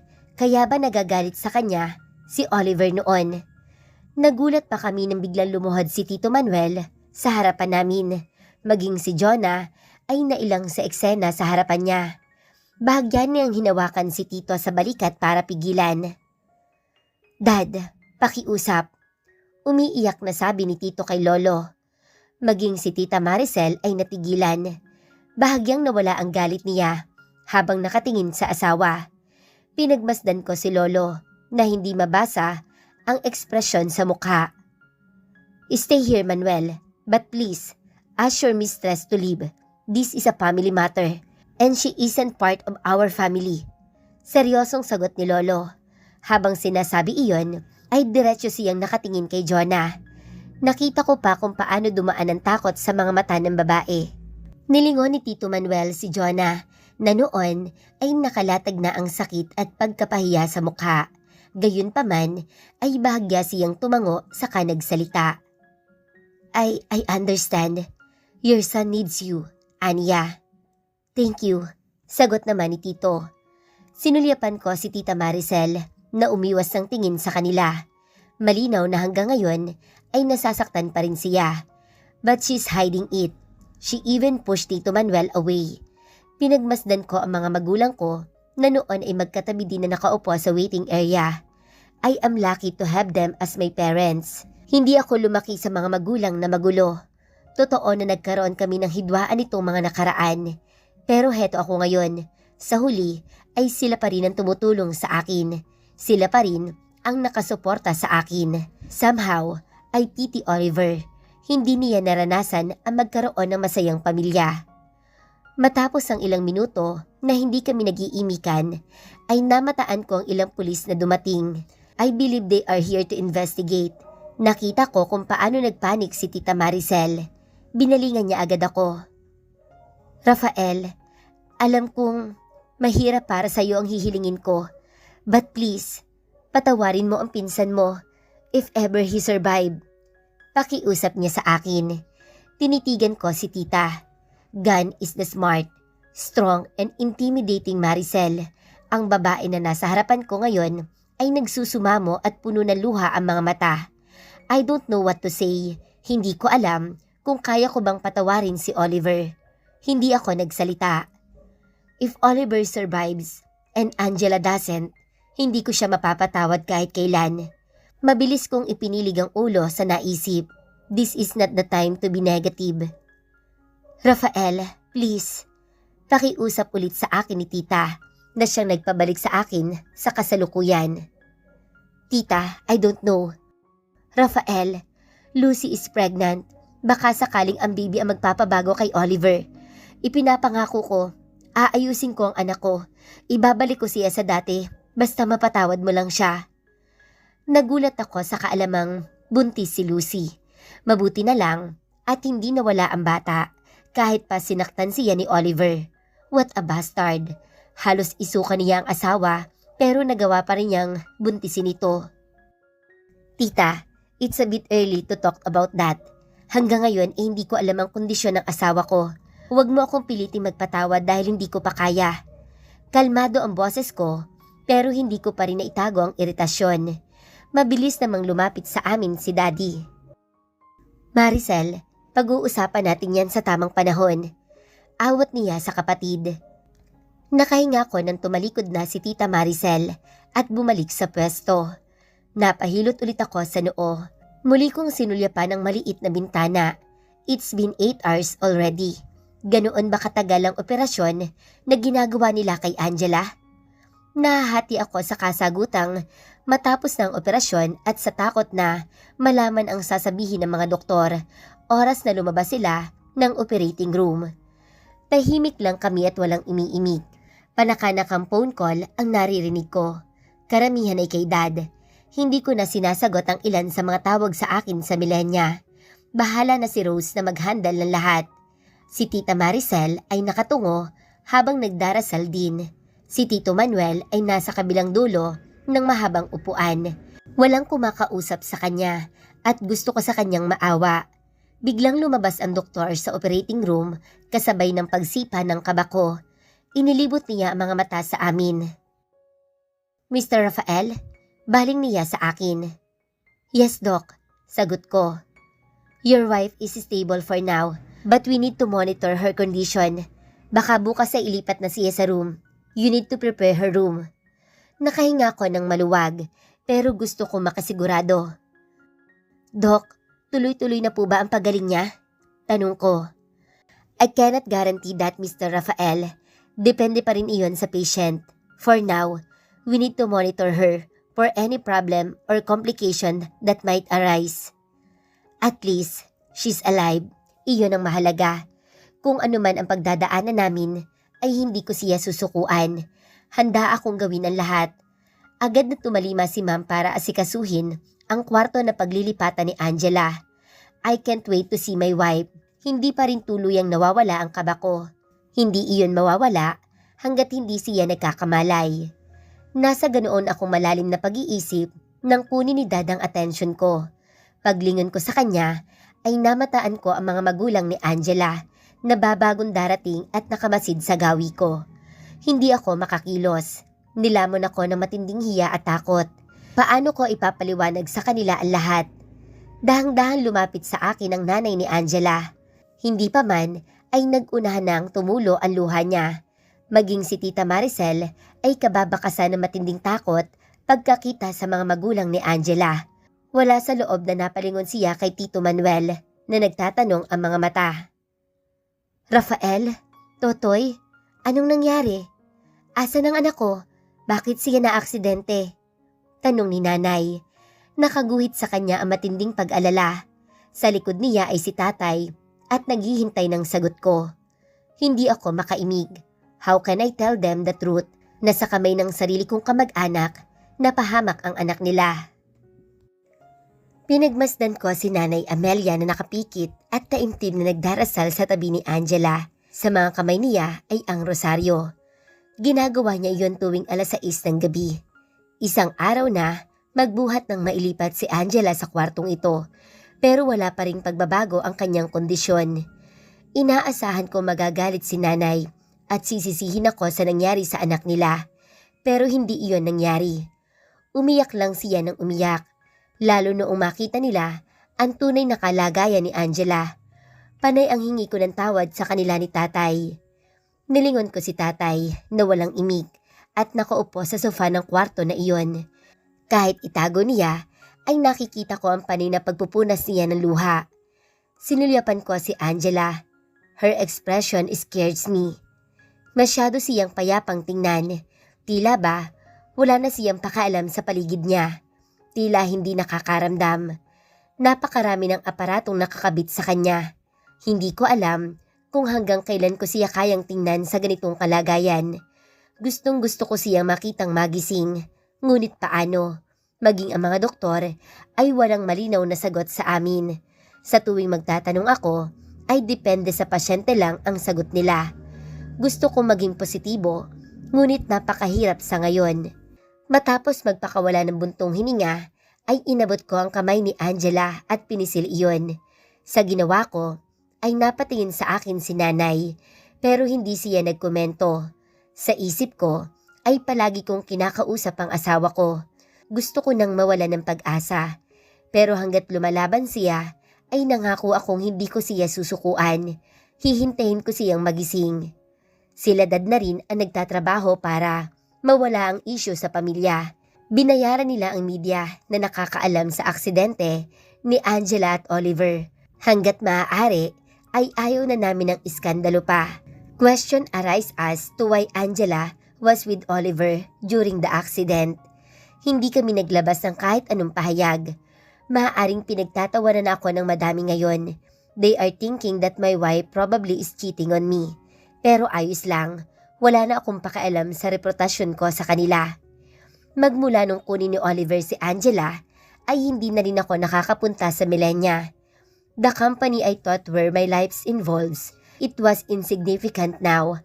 I didn't have the drive to work. Ngayon ay handa akong ibigay ang lahat ng meron ako kung ang kapalit noon ay ang pagmulat ng asawa ko. Makailang beses na ako nagdasal ng ganito. Isusuko ko ang lahat, maging ang mga bagay na akala ko ay mahalaga para sa akin, kapalit lang ng paggaling ni Angela. Biglang bumukas ang pintuan ng kwarto at inuluwa noon si Mami. May dala siyang mga paper bags at pagkain. Sa mga nakarang araw ay hindi niya ako iniwan dito. Tulad ko ay napakadalang na rin na naging tulog niya at bakas na iyon sa pagod niyang mga mata. Maging si Krista ay makailang beses na rin pumunta sa akin at sa tuwina ay umiiyak siya at humihingi ng tawad. Hindi ko kaya magtanim ng galit sa kanya, lalo pa at naunawaan kong gusto lang niyang tumulong. Nabalitaan ko din buhat sa kanya na maayos na ang kalagayan ni Lucy. Nalaman ko din na dumating ang pamilya ni Lucy para alagaan ang anak at totoong buntis ito sa anak ni Oliver. Anak, dinalhan kita ng mga damit at pagkain ninyo. Untag sa akin ni Mami. Bahagya lang akong tumango sa kanya. Lumapit siya sa amin, saka nagtanong. How is she? Umiling ako. The same, hindi pa rin siya nagkakamalay. Nabasa ko ang pagdaan ng lungkot sa mga mata niya, pero hindi na siya nagsalita. Ano kayang iniisip ng anak ko? Wala sa loob na bulong ni Nanay Amelia, dahilan para mapatingin kami ni Mami pareho sa kanya. Tapos na siyang magdasal at ang mga mata ay nasa anak na. Sinulyapan niya ako, pero agad din ako nagbaba ng tingin. Hindi ko kayang salubungin ang mga mata niya. Nay, pasensya na kayo kung nangyari ito kay Angela. Anak, hindi mo kasalanan. Kalmadong sagot niya na ipinagtaka ko. Rafael, kung sakali mang hindi kayanin ng anak ko, hindi ako magagalit sa'yo. Bigla ay sabi niya. Nagulat ako sa narinig. Nang tingnan ko si nanay ay napagtanto kong umiiyak na ulit siya. Maging ako ay nasaktan at natakot sa narinig. Nagpapakatotoo lang ako, Rafael, anak. Ang sakit na makita ang anak ko sa ganitong kalagayan. Pero wag mong sisihin ang sarili mo. Dahil sa totoo lang, sa'yo ko nakita si Angela na masaya. Maging si Mami ay hindi na napigilan ang mapaluha. Nay, wag niyo pong sabihin yan. Saway ko. Nanginig ang buo kong katawan sa sinasabi niya. Dahil alam ko, sa likod ng isip ko ay alam kong posible ang sinasabi niya. Makailang ulit akong kumura para pigilan ang luha. Sa dami na ng pinagdaanan ni Angela, hindi ako magagalit kung sumuko siya. Kaya sana, huwag ka din magtatampo sa kanya kung iiwan man niya tayo. Awang-awa na ako sa anak ko. Nabasag na ang boses ni nanay. Yumugyog ang balikat niya sa labis na pag-iyak. Nay, hindi ako mawawala ng pag-asa. Sagot ko pa rin. Mahirap para sa akin, Totoy, ang mga sinasabi ko ngayon. Pero gusto ko malaman mo, lalo na kayo. Baling ni nanay kay mami. Mabuting tao ang anak ko. Hindi siya perpekto. Madami siyang pagkakamali noon. Pero ang dami-dami na niyang pinagdaanan simula nung mawala na siya ng anak. Nagunahan sa pag-agos ang luha ko. Maging si tatay ay lumapit kay nanay. Nakatungo siya at umiiyak na hinawakan si nanay sa balikat. Sinulyapan niya si Angela at napapailing na inihilamos niya ang palad sa mukha. Bakas na bakas ang matinding sakit na iniinda niya sa nakikitang kondisyon ng anak. Binalingan naman ni nanay si Angela sa kama. Angela, anak, bumalik ka na sa amin. Hinihintay ka na namin, anak. Hinihintay ka na namin ng tatay mo. Kausap niya sa anak. Pero anak, kahit sobrang sakit para sa amin ni tatay mo, kung napapagod ka na, sige na, hindi ako magagalit sa iyo kung gusto mong sumuko. Humagulhol siya. Hinawakan niya ang kamay ni Angela at mariing hinalkan iyon. Pagkatapos ay dinala sa pisngi niya. Mariin akong pumikit. Hindi ko kayang tanggapin ang mga naririnig ko buhat kay nanay. Niyakap naman ako ni mami. Please, don't lose hope. Gagaling siya, aniya. Binalingan ako ni mami.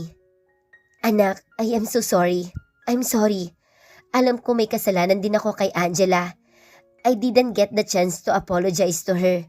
I should have listened to my instinct. Hindi dapat ako nagpadala sa emosyon ko noon. Nararamdaman ko namang mabuting tao si Angela.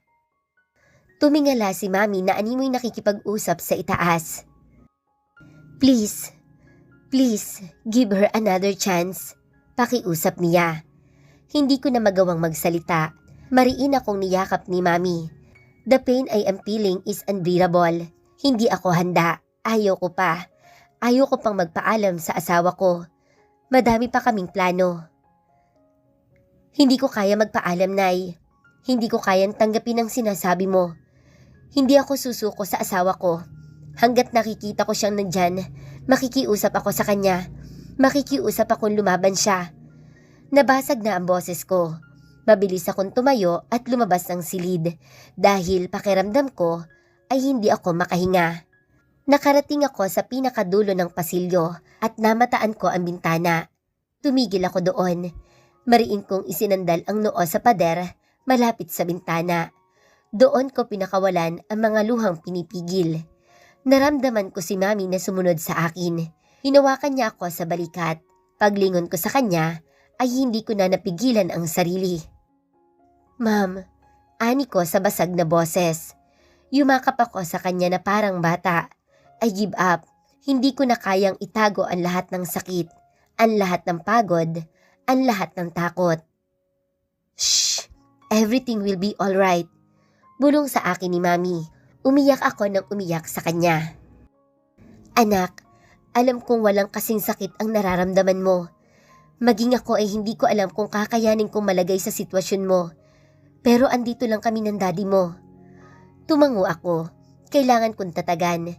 Kumalas ako sa kanya at muling kinalma ang sarili. Ayaw kong bumalik sa kwarto ng mahina. Hindi man ako nakikita ni Angela ngayon, pero ayaw kong maramdaman niyang pinanghihinaan na ako. Humakbang na ulit kami ni mami pabalik ng kwarto ni Angela at nagtaka kami nang makita si Tito at Tita Maricel doon. Mukhang hinihintay nila kami. Maputla si tita at bakas ang matinding puyat at pagod. Namamaga din ang mga mata niya. Tita, mahinang tawag ko sa kanya. Nagtatanong ang mga mata ko dahil hindi siya mapakali at ramdam kong pinipigil lang niya ang pag-iyak. Nakamaang din sa kanila sina tatay at nanay.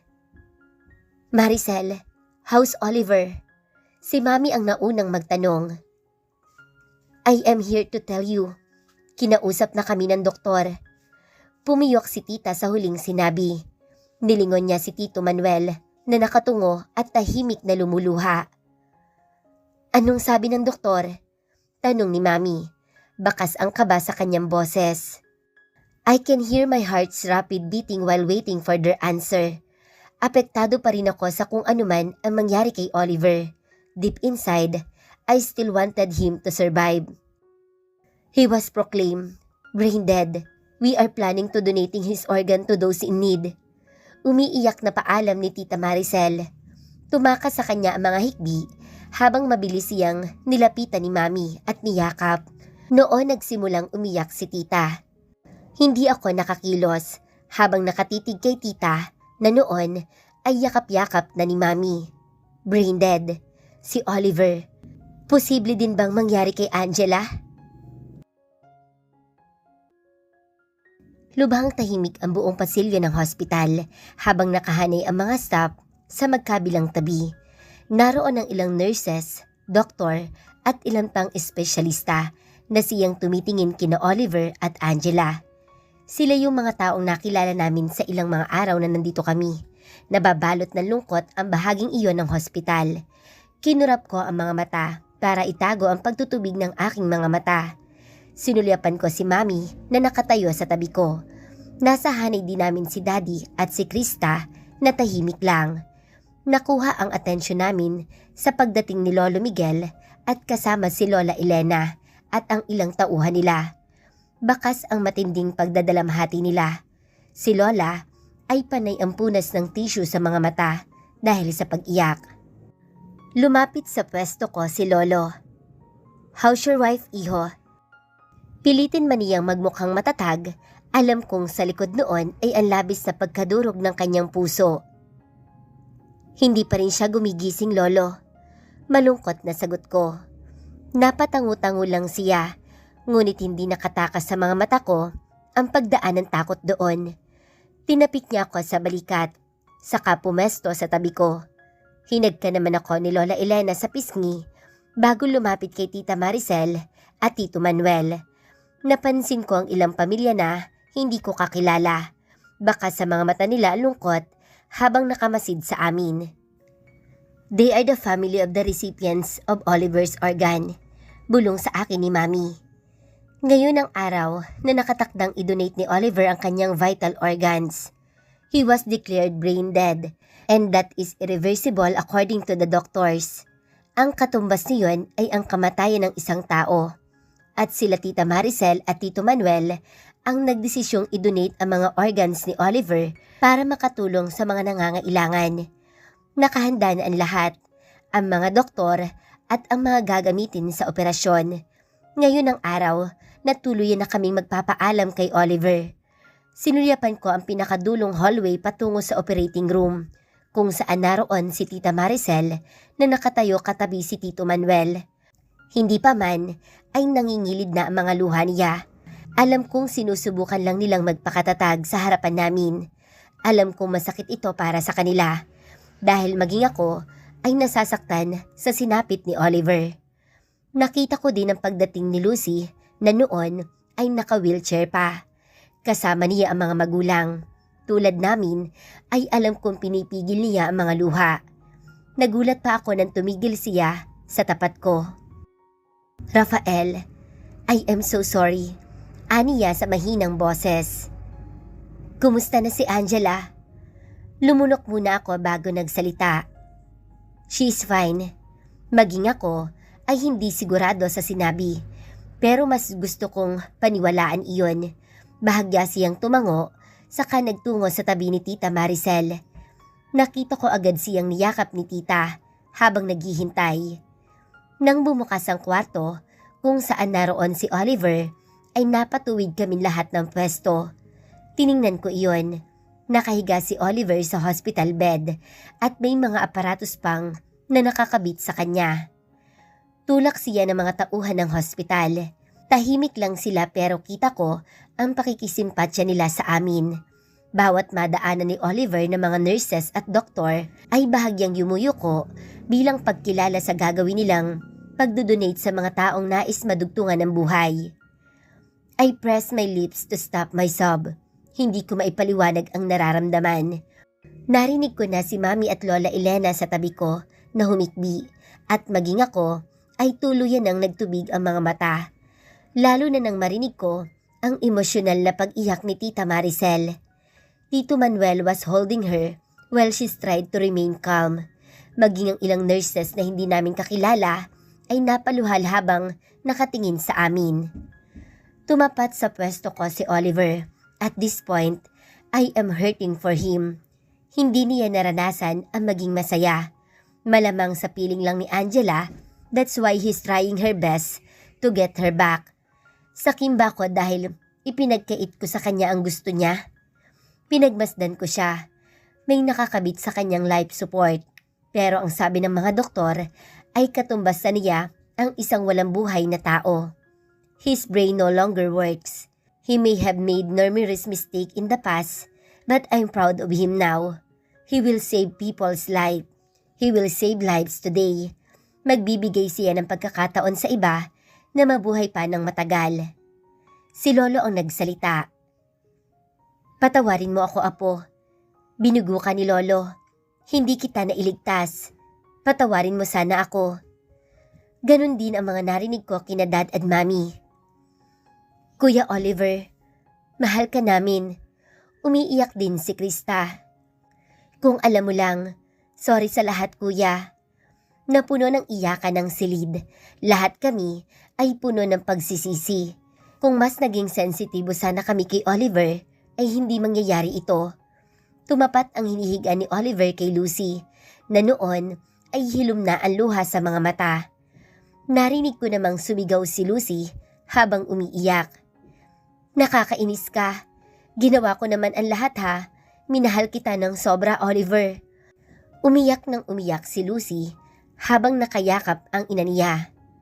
Anak, buntis ka. Baka kung mapaano ka pa. Awat ng ina ni Lucy pero hindi niya ito pinansin. Oliver, bakit tayo humantong sa ganito? Isang pagkakamali ko lang yun, pero hindi mo na ako pinagbigyan ng pagkakataon. Ikaw, handa kitang patawarin sa lahat ng ginawa mo sa akin. Nakakainis ka, dahil hanggang ngayon, mahal pa rin kita. Bakit mo ako iniwan ka agad? Magkakaanak na tayo. Bumalik ka naman bago ka pumasok sa operating room. Please? Gumagaralgal ang boses na pakiusap ni Lucy sa asawa.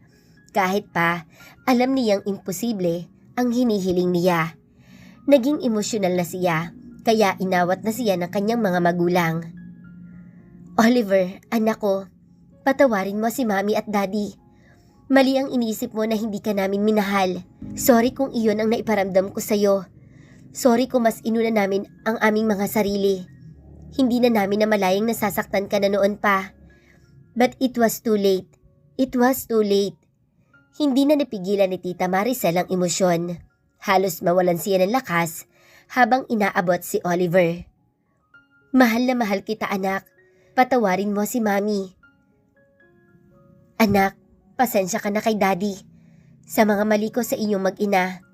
Pangako, itatama ko ang lahat tulad ng pakiusap mo noon. Sorry kung hindi kita pinakinggan. Tandaan mo, anak, Oliver, na kung saan ka man pupunta, hindi ka namin malilimutan. Proud na proud pa rin ako sa'yo sa gagawin mo ngayon. Si Tito Manuel naman iyon. Hinaplos-haplos niya ang anak habang nag-uunahan ang mga luha. Ilang minuto muna silang hinayaang magluksa ng mga staff ng hospital at nang tumango ang mga doktor, ay itinulak na ng mga ito ang kama ni Oliver patungo sa operating room. Noon lalo lumakas ang iyakan ni Tita Maricel at Lucy. Maging si Mami at Lola ay narinig ko na ang mga hikbi sa tabi ko. Naglandas ang mga luha ko. Hindi ako makakilos. Why is this happening to us? Kailan ba matatapos ang pagdadalamhating ito? Tumutulo ang luha ko habang pinagmamasdan ang kama ni Oliver na ipinapasok sa kwarto kung saan isasagawa ang operasyon. Sa huli ay kailangan naming magpaalam sa kanya. Habol ni Tita Maricel ng tingin ng anak habang humahagulhol. Nang tuluyan ng makapasok sa kwarto iyon ay nanghihina siyang napaupo. Inalalayan lang siya ni Tito Manuel at hinayaan namin silang magluksa. Magkayakap na sila na dinadamayan ng isa't isa. Noon lumapit sa amin ang isa sa pamilyang pagbibigyan ni Oliver ng kanyang organ. Mawalang galang na ho. Gusto lang po sana naming magpasalamat sa inyo. Alam ko pong hindi dapat ipagpasalamat ang nangyari sa anak nyo. Pero dahil sa kanya, madudugtungan ang buhay ng anak ko. Sana po, makabawas sa pagdadalamhati ninyo ang kaalamang sa pagkawala niya ay may mabibigyan siya ng bagong pagkakataong mabuhay. Umiiyak ang ginang na lumapit sa amin. Bata pa po ang anak ko at hindi ko alam kung papaano magpapasalamat sa inyo. Pinagmasdan siya ni Tita Maricel, saka malungkot na ngumiti. Aalagaan niyo po ang anak niyo because she will have my son's heart. I'll find comfort knowing that his heart will continue beat. Niyakap si Tita Maricel ng ginang. Matapos iyon ay nilapitan namin siya at mahigpit na niyakap. In the end, we had each other as a family. Kami man ang nagkaroon ng awayan, sa huli ay kami pa rin ang nagdamayan. Maya-maya, pagkatapos ng operasyon, ay ihahanda na ang burol para kay Oliver. Tahimik na naglalakad ako patungo sa isang silid.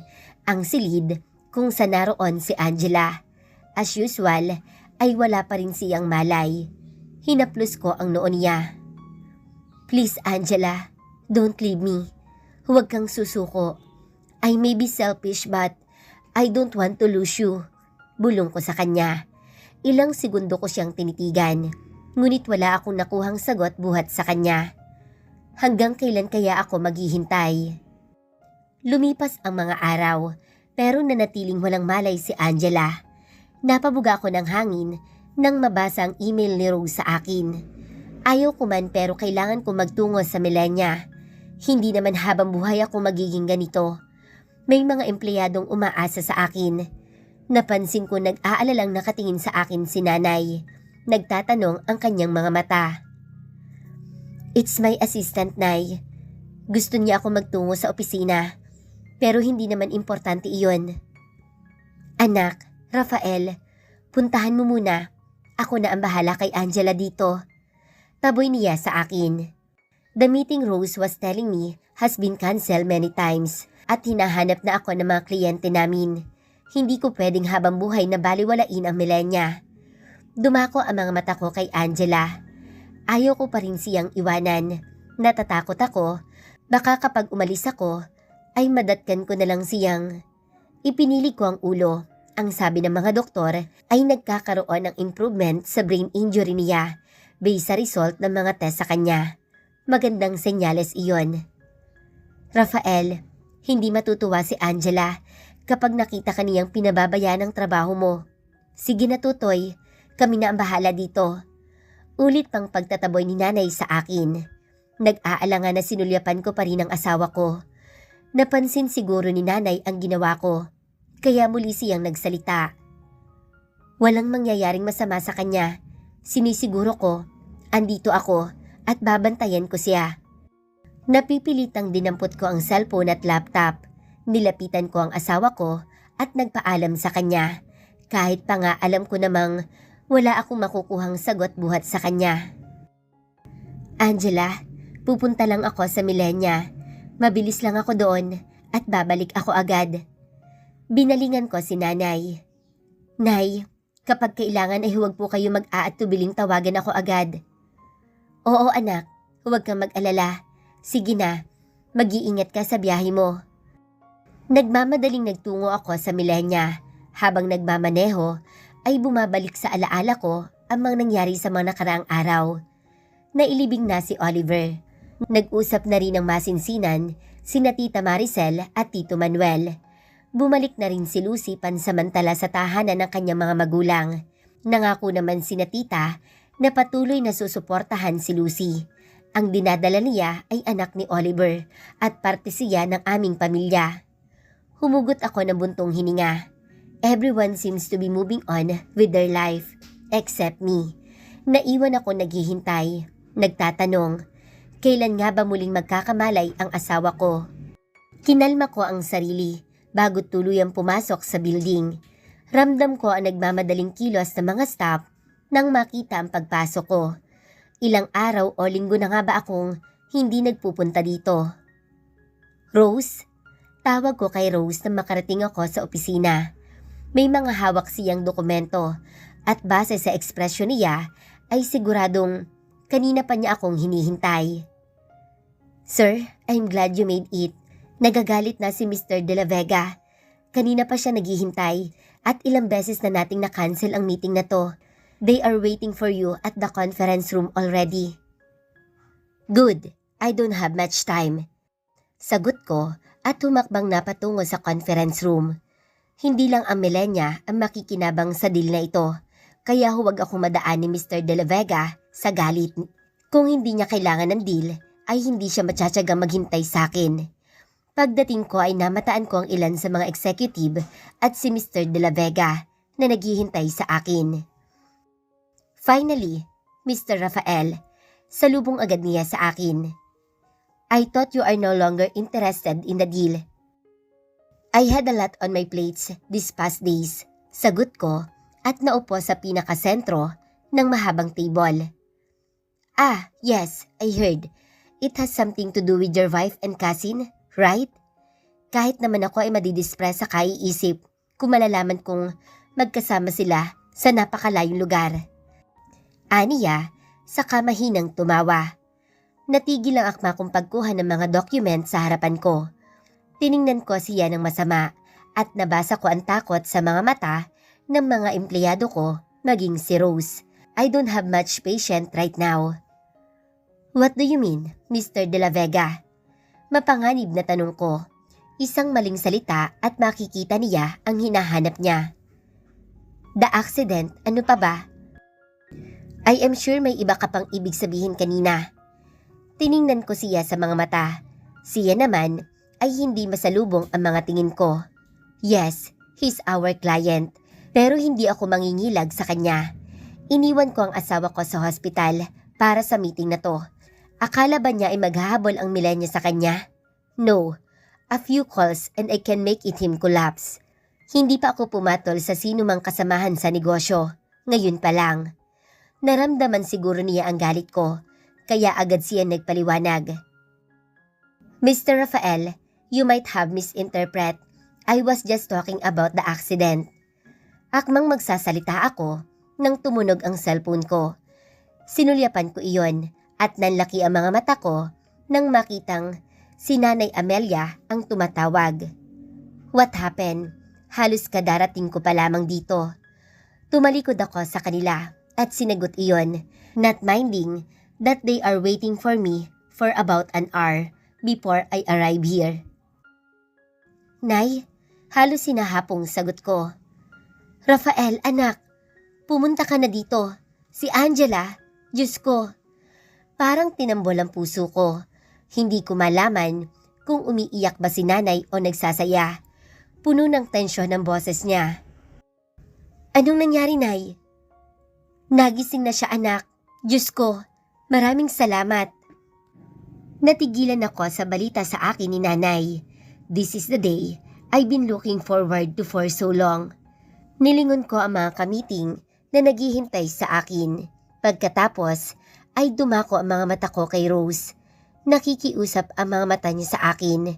Sa tingin ko ay nahuhulaan na niya ang nasa isip ko. I know this meeting has been rescheduled several times. But I really must leave now. I need to see my wife. Rose, I have to. But sir, I assure them this meeting will take place now. Alam ko po ang sitwasyon ni Ma'am Angela. Pero kailangan ka pa rin namin dito. Walang ibang makakapag-decide para sa Milenya. Pakikiusap sa akin ni Rose at nauunawaan ko naman siya. Hindi ko alam ang gagawin.